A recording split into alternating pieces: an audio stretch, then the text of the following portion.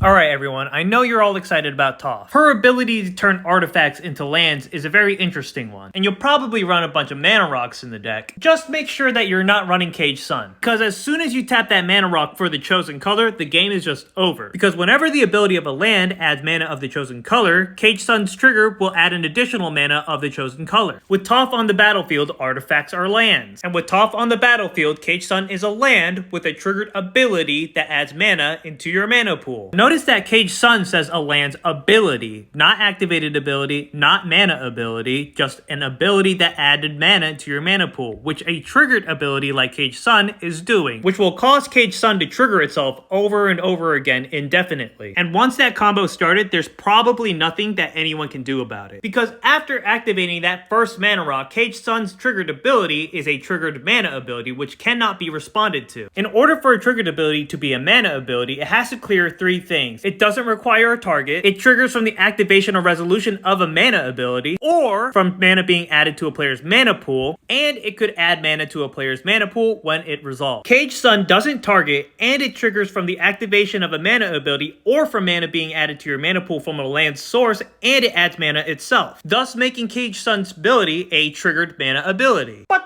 wait a minute, there's this rule right here which specifically talks about when something is not a mana ability. And it lines out specifically that a triggered ability that could produce mana but triggers from an event other than activating a mana ability is not a mana ability. So then that would mean that the first time that Caged Sun triggers would only be a mana ability and further triggers would not be a mana ability. Because the first one was triggered from activating a mana ability, but then further triggers would happen from a triggered ability which is not an activated mana ability. So then after the first trigger of Caged Sun, further triggers should be able to be responded to. But it would be incredibly weird for something to be a mana ability sometimes and other times not. So would Moonsilver Key be able to grab a Caged Sun out of the deck since it's sometimes a mana ability? But I think the biggest issue here is that it directly contradicts the ruling I showed you previously about how triggered mana abilities can also happen from mana being added to a player's mana pool. It says activation or resolution of an activated mana ability, or, which is very important that it says or, from any mana being added to a player's mana pool. If this rule says that that can't ever happen, then why did they add that rule just to say later on that it's not possible? That doesn't make any sense. I believe that there's a mistake with the wording for this ruling, and I think that it has to deal with saying activating a mana ability. So to recap, yes, Toph makes Caged Sun go infinite. That is no dispute. But I believe that every trigger is supposed to be a mana ability and can't be responded to, and if that's the case, the game just ends in a draw right on the spot. Now, I can't say with 100% certainty that that's how it's supposed to be, but I'm like 99% sure that's exactly how it's supposed to work, and I'm hoping that with Toph that they will update this ruling.